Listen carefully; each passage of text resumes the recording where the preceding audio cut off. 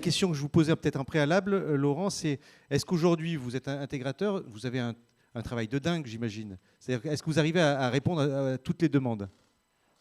Alors, bonjour à tous et à toutes. Merci Xavier pour l'organisation de cet après-midi. Est-ce qu'on y arrive? Alors, on n'est pas tout seul. Il y a un certain nombre d'entreprises qui font partie de réseaux, comme vient de le dire Didier sur 100% Elec chez Michaud. Je fais partie aussi d'un réseau d'installateurs et de partenaires d'EDF au sein d'une SAS qui s'appelle Synertiel, qui regroupe 150 entreprises qualifiées dans l'IRVE et 2500 entreprises sur la rénovation énergétique. Donc oui, on a beaucoup de travail et on en a pour environ 10 ans. C'est ce que les chiffres nous disent. Donc voilà, on est très sollicité. Nous, on est une petite entreprise, on est une PME d'une dizaine de personnes et une dizaine de sous-traitants qui sont en général des anciens salariés de l'entreprise. Mais nous sommes une petite entreprise agile. Qu'est-ce que j'entends par là, agile? C'est que j'ai été administrateur de Synertiel et donc au conseil d'administration, il y avait le directeur mobilité électrique d'EDF, mais aussi d'Enedis. Et on a conçu, il y a 4 ou 5 ans, on a jeté la base des solutions qui émergent aujourd'hui sous forme de grappes pour les opérateurs de charge, mais aussi sous forme de colonnes horizontales avec EDF et Enedis. Donc effectivement, c'est beaucoup de travail en perspective, beaucoup d'acteurs qui sont nés de ce marché. Donc nous, on utilise, j'allais dire, toute la gamme présentée par tous les gens qui sont autour de la table, donc que ce soit de la goulotte Unex, du matériel électrique de distribution Michaud, des bornes de recharge Michaud. Nous faisons partie de l'AVER, donc on a participé à l'élaboration du guide pour les flottes d'entreprise. On fait partie de groupes de travail qui font avancer la connaissance du public, mais aussi la connaissance technique. Didier est rédacteur aussi d'un très bel ouvrage, d'un livre blanc sur la technique et sur la technologie, sur la solution de la colonne horizontale. Donc oui, effectivement, beaucoup de travail en perspective, beaucoup de formation, c'est-à-dire qu'il faut amener les entreprises à se qualifier. Donc là aussi, on a un rôle aussi pour coopter des entreprises et les amener à se qualifier dans ce domaine d'activité. Donc voilà, et effectivement, beaucoup de travail en perspective. Sur les, comment dire, spécifiquement sur les entreprises et sur les flottes d'entreprises, donc le guide édité par l'AVER propose une méthodologie qu'on adapte et qu'on suit. Donc on recommande et on aide les entreprises à faire un plan de changement de comportement et aussi un plan technique pour pouvoir alimenter 2, 5, 10, 100 et plus de véhicules électriques sur différents sites. Donc les sites peuvent être très variés, très variables. Samuel l'a dit, parking extérieur, parking intérieur, avec des contraintes techniques de sécurité incendie. Vous êtes propriétaire, vous êtes locataire. Tout ça, c'est des problématiques. Et à chaque fois, chaque client est un peu particulier. Et on traite chaque cas et on étudie chaque cas. Donc, voilà, c'est beaucoup de travail, c'est beaucoup d'ingénierie. Mais c'est aussi un formidable nouveau chantier pour notre filière, pour les fabricants, pour le monde du bâtiment, parce que ça renouvelle aussi toute une filière qui est pas ronronnante, mais voilà, nous rénover des appartements, des maisons, des services généraux, bon bah il y a un moment où on a un peu fait le tour. Donc là, ça nous redonne l'envie, ça nous redonne voilà, une nouvelle perspective et des nouvelles envies sur quelque chose qu'on découvre et qu'on construit ensemble. que ce soit avec Didier, que ce soit avec d'autres partenaires, avec Worldbox aussi, avec qui on travaille. Donc oui, c'est beaucoup de travail. On installe entre 500 et 600 bornes de recharge par an. Donc c'est énorme. Donc voilà, c'est beaucoup. Alors on adapte nos outils aussi, nous, pour suivre nos clients. Parce que quand vous faites une copropriété, là on termine une copropriété à Saint-Maurice où il y a 850 places de parking. Donc chacun va vouloir sa borne à tel endroit, tel modèle, telle marque. Voilà, c'est toute une logistique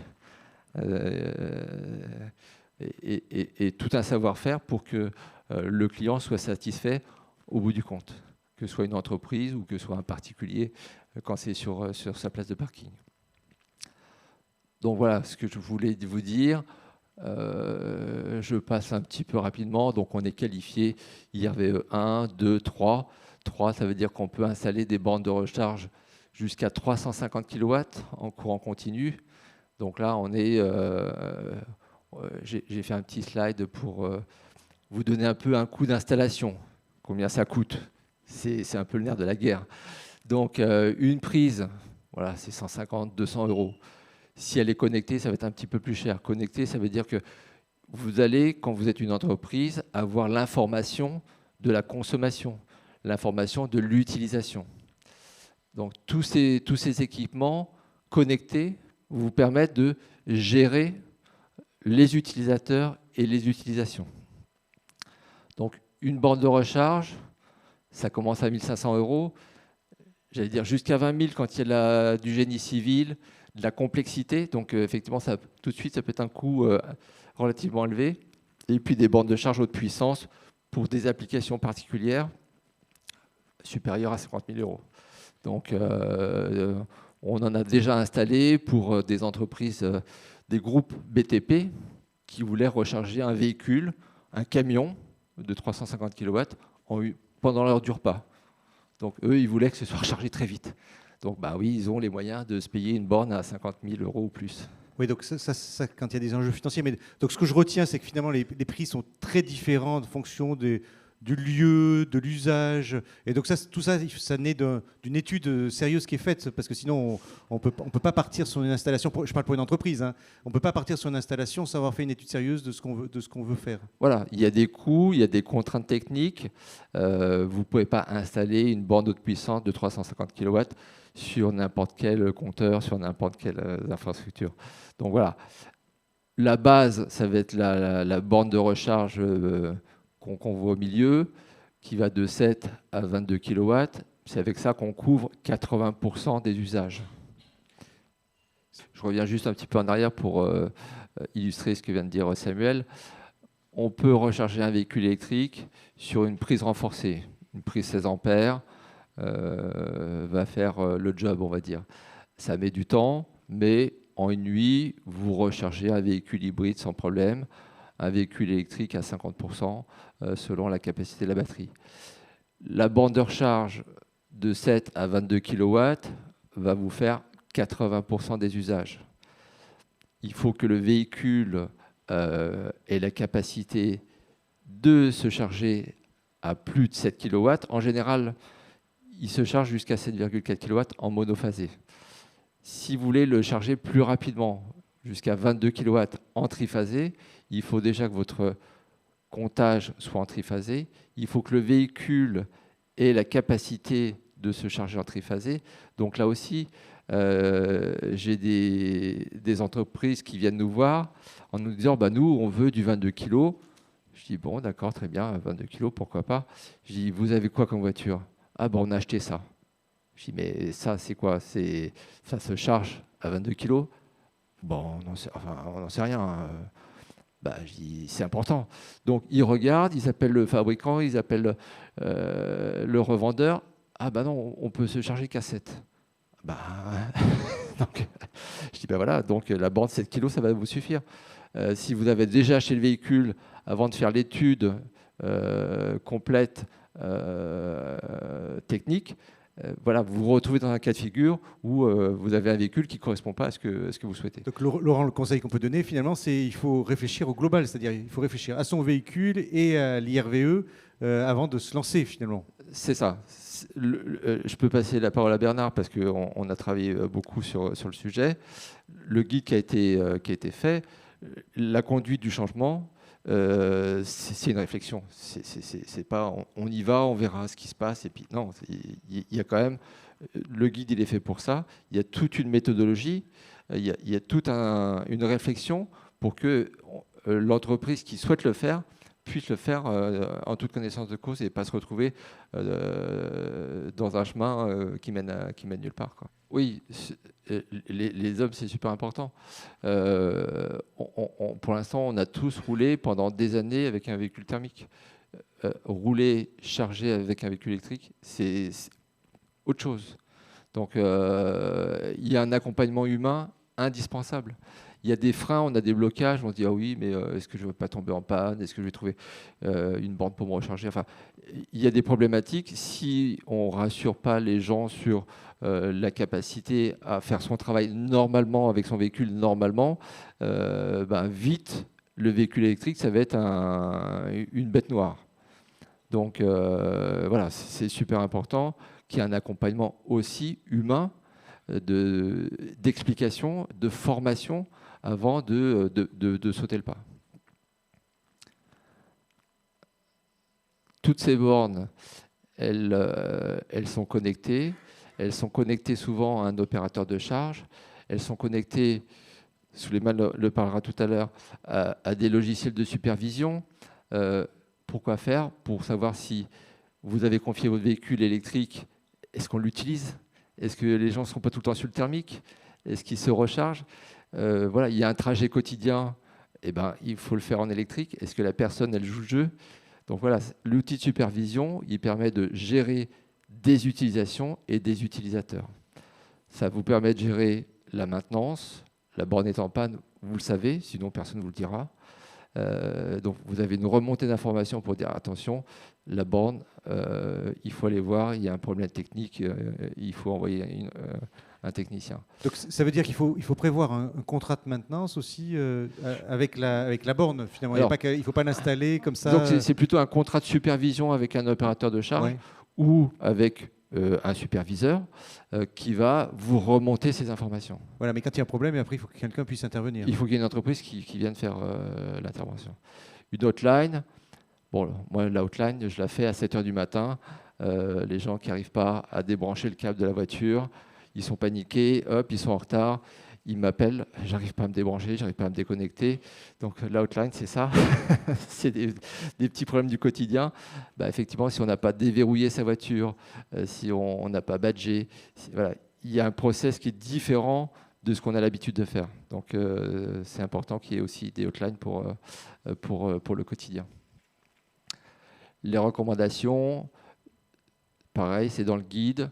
Choix des véhicules, choix des bornes, maîtrise des coûts fonciers, exploitation, optimisation de l'exploitation, on l'a vu avec un opérateur ou un superviseur. Des réalisations, des réalisations où les bornes sont supervisées, les bornes sont avec des badges pour pouvoir reconnaître l'utilisateur. Elles peuvent être ouvertes au public, donc il y a des cartes quand vous ouvrez au public, qui permettent au public de venir se charger sur les parkings des entreprises. Ça vous permet de facturer la recharge.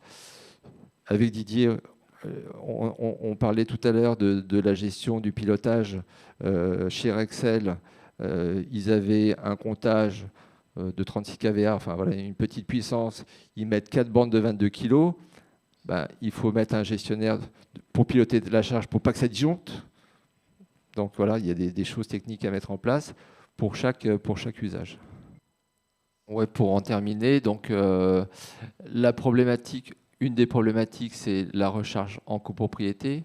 Vous avez un salarié, il habite un pavillon, vous allez lui installer une borne de recharge, elle va être connectée, le remonter des informations vers le superviseur, vous savez le défrayer de sa consommation.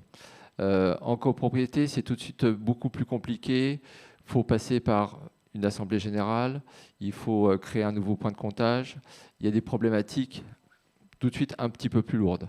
Donc nous, on est spécialistes de la copropriété, comme on est partenaire d'EDF et d'Enedis. Donc on sait déployer la solution qu'a présentée Didier baigneur de chez Michaud, la colonne horizontale. Donc la colonne horizontale, c'est un système, c'est un câble qui va passer au plafond sous les goulottes Unex, là, donc on en reparle. C'est un câble qui passe au plafond du parking sur l'axe de circulation.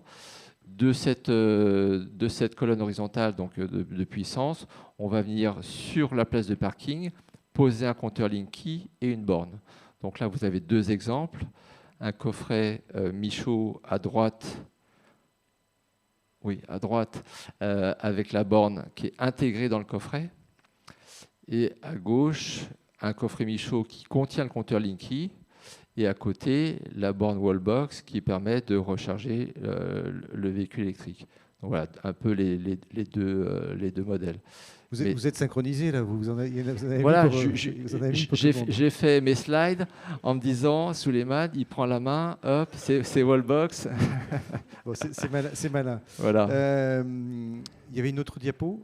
Voilà. Non, il y a vos coordonnées. Mes coordonnées. Comme je dois vous quitter là juste après, j'ai mis le QR code, vous pouvez flasher, il y a mes coordonnées. Et puis je vous dis à bientôt.